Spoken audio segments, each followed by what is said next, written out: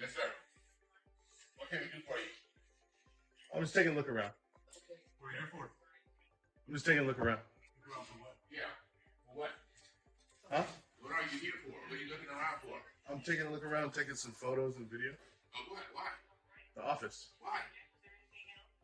The request to remain. Why? Do I need to have a reason? Yes, you do. Why is that? Because you just can't come here and video this office without a reason. You can't give us a reason why? Yeah, I have a reason. Well, tell us. I don't have to tell you We why. don't have to let you stay here and do it either. Huh? We don't have to let you stay in here and do it either. We don't have to leave. I have to leave? Yeah. Unless you want to turn the video off. Who are you? I'm security here. That's who I am. Oh, you're security? That's right. You got a name? No, I don't have to give you my name. You have a name? Who do you work for? Either you're going to leave voluntarily or I have the police come remove you. No, don't do that. Well, come on. You turn off the camera, you still need to record it. Who are you? You work here? You're asking all these questions about us. You can't get nothing out of you. I just came in here You came in peacefully. here to video this office. We asked you why. You can't get. I came in here peacefully. Now you guys are being all hostile with me. I'm just trying to ask. I'm trying to ask who. We asked you why you coming here to video this office. And I told you I have a reason. The moment he walked in the room shifted. A simple camera in his hand was enough to shake the entire office. Questions came fast, layered with suspicion. Voices demanded explanations, reasons, justification for simply looking around. But he stayed calm. He repeated the same line. He was taking photos and video. Nothing more. The tension grew as security stepped forward, trying to push authority where none existed. They insisted he needed a reason, insisted he leave, insisted they had the power to decide who could stand in a public-facing space. But he held his ground at no argument, no anger, just quiet confidence. And when the threat of calling police surfaced, the real test of rights began. I don't need to tell you. I would like to know who. I would like to know who spoke to me. What's your name? We'll have a seat. We'll get some information. Just have a seat. Okay? I don't need to take a seat. What's your name? I'm going to finish doing what I was doing. Thank you very much. What's your name? Don't worry about what my name is. My name's not important to you. No, you spoke to me. And what's your name? I don't need to tell you that. I don't need to tell you mine either. You work here. I don't. So what? You are here trespassing. I'm trespassing? Yes, you are. You're not doing any business here. Oh, do you know that for sure?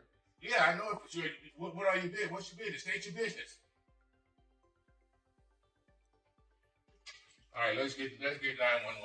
Uh-oh, don't call 911. Yes, we will. Why would you call 911? Because you're trespassing. Why would you call 911? You should only call 911 if there's an emergency. We have one. Get down the seat. You're ready. What is the emergency, sir?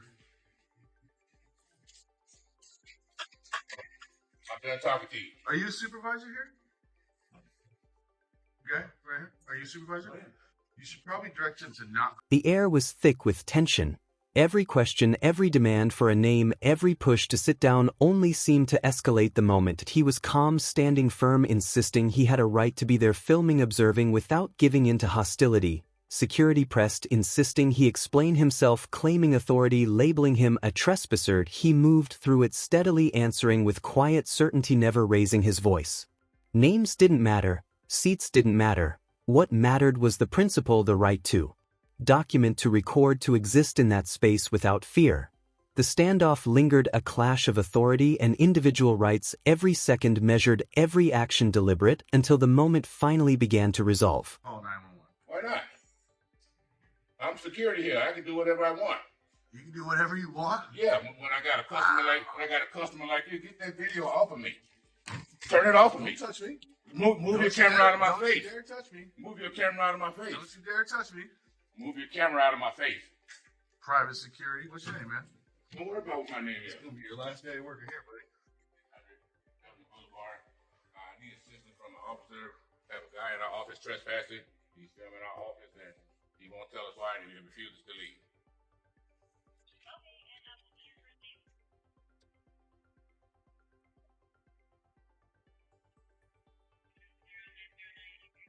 That's correct. Damn.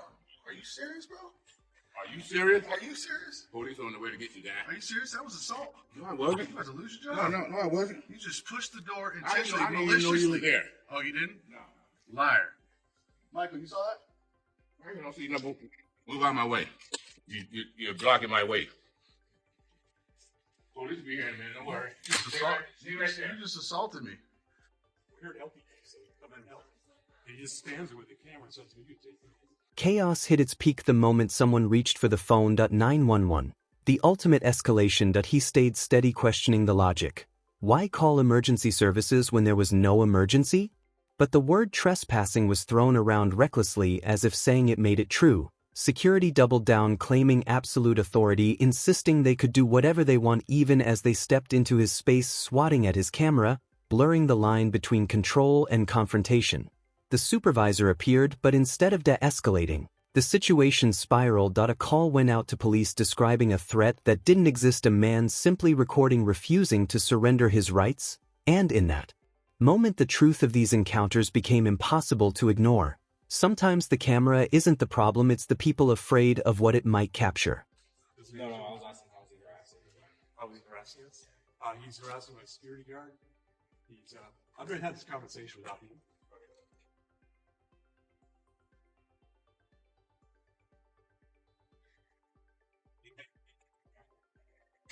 So he came in, didn't say why he was here. We asked him to help you. He didn't say anything. What did you do to help him? And he started with the camera, and as he's doing it right now. And unlocked to that door. It locks on that door. Don't get locked in.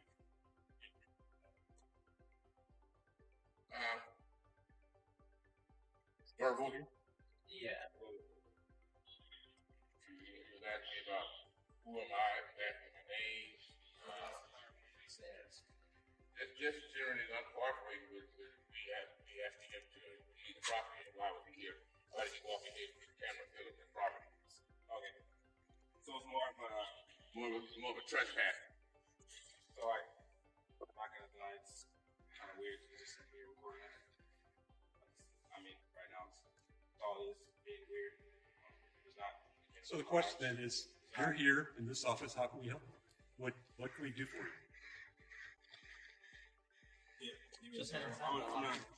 I'm sorry, what was that? What did you just tell him to do? Did you just tell him to lock the door? What's your name? The tension had reached its breaking point. Voices rose, accusations flew. Assault, trespassing, threats of lost jobs. Every movement was scrutinized, every glance misread. That he stood firm, camera rolling, capturing each moment, each claim, each clash of authority and rights. Security insisted he was harassing them, blocking their way, refusing to cooperate. Yet every step he took was measured, deliberate, calm. Doors clicked and locked automatically, yet the real barrier was misunderstanding, fear, and control. Questions about identity and purpose went unanswered, not out of defiance but principle. In the waiting minutes before the police arrived, the scene revealed a truth often overlooked. The line between lawful observation and perceived threat is razor thin, and perspective can turn a simple recording into chaos. Badge number. How can we help you, sir? What's your name and badge number, How can buddy? we help you? Sharondo. Absolutely not, because you said I'm weird. What's your name and badge number?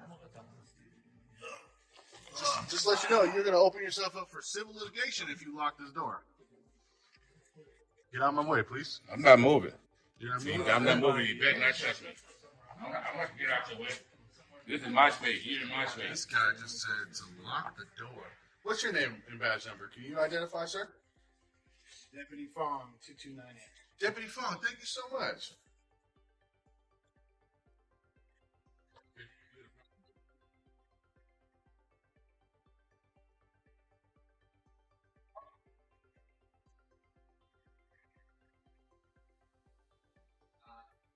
You said I was on the third floor. You want me gone. What's your name? You work for the community school district?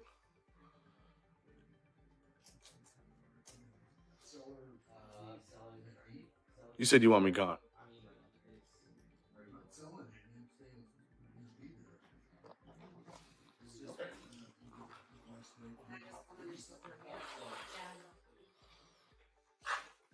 Before Confusion replaced conversation as the deputy arrived. Security called it weird, called it suspicious, called it anything but what it truly was: a man recording in a public-facing office.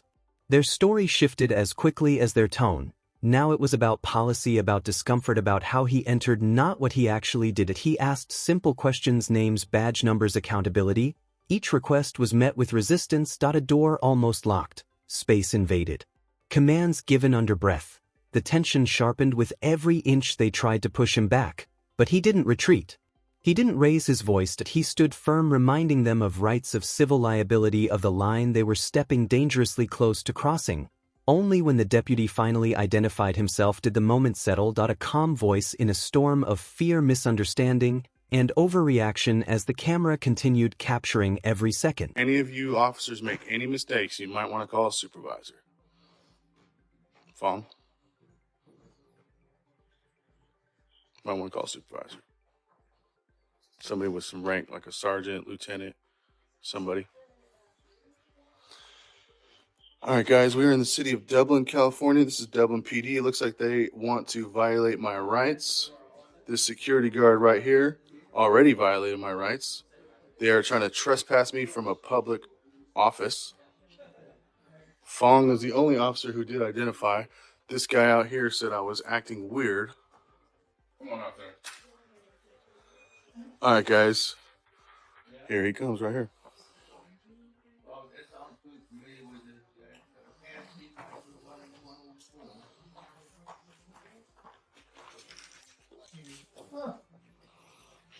All right, guys, this is Dublin Police. So what'd you do? Try to solicit a trespass? Is that what you did? This is Sharondo. What's your first name? What's your first name? All right, guys, this is how Dublin PD acts. So they're going to try to trespass me or remove me from a public office, which is completely 100% illegal. You guys might want to... The pressure rose the moment he asked the question no one wanted to answer. Names. Accountability. Authority. Security insisted they wanted him gone, yet none could explain why. He made it clear before anyone made a mistake, before anyone crossed a line they couldn't uncross, they should call someone with real rank. A supervisor. A sergeant. Someone who understood policy, not emotion.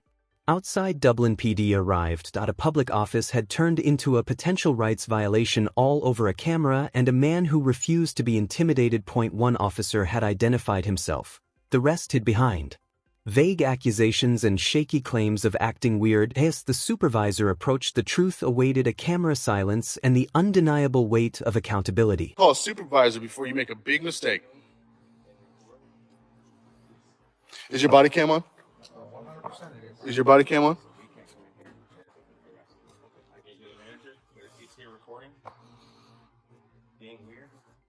Why do you keep saying being weird? The only way we can arrest him is he's disrupting business or actively doing anything that causes. Well, he's obstructing it because we have people waiting. But that's because he's standing up. So this guy is right here trying to conspire against me.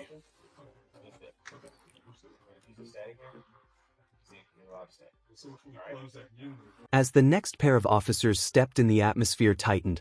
Questions shifted, motives blurred, and suddenly the story became about soliciting a trespass, a claim built on nothing but discomfort and confusion. Names were avoided, answers dodged. Yet the camera kept rolling, documenting every word, every hesitation. He reminded them again, this was a public office. Removing him without cause wasn't just wrong, it was illegal. The officers muttered about weird behavior, a label used when no real violation exists. Body cams clicked on, excuses formed, and still he stood his ground. Only one fact mattered now: the office had posted hours and it wasn't closed yet. Rights don't disappear just because a camera makes someone uncomfortable. Do you guys have business operations? You guys have hours of operations posted on the wall? If you're Okay. closed at 12, then of course you have to go. What we do right now, he's allowed to. Yeah, I'll be here till 12, and I'll come back at 1. Yeah, any questions for us? No questions. All right. Name and badge number. Badge 2608. Thank you. Sharonda, what's your name and badge number? Oh my God, you guys. Walk of shame right here. These guys just tried to trespass me and remove me from a public lobby. Man, we're going to have to go speak to your chief of police. Looks like you guys need a First Amendment training. This guy wants to be an asshole, doesn't want to talk, doesn't want to speak. In the end, the truth finally cut through the chaos. The officers checked the posted hours, realized the lobby was still open, and confirmed what he'd been saying all along. He had every right to be there. No law broken, no trespass, no crime. He stood calmly as they admitted it one after another. Names and badge numbers were given, excuses faded, and the walk of shame began. What started as an attempt to force him out of a public space ended with officers backing away, realizing the mistake they'd nearly made. A public lobby. A lawful recording. A simple exercise of constitutional rights that exposed just how quickly authority can overreach. By the time they stepped aside, the message was unmistakable. Training was needed, accountability was coming, and the camera never stopped rolling.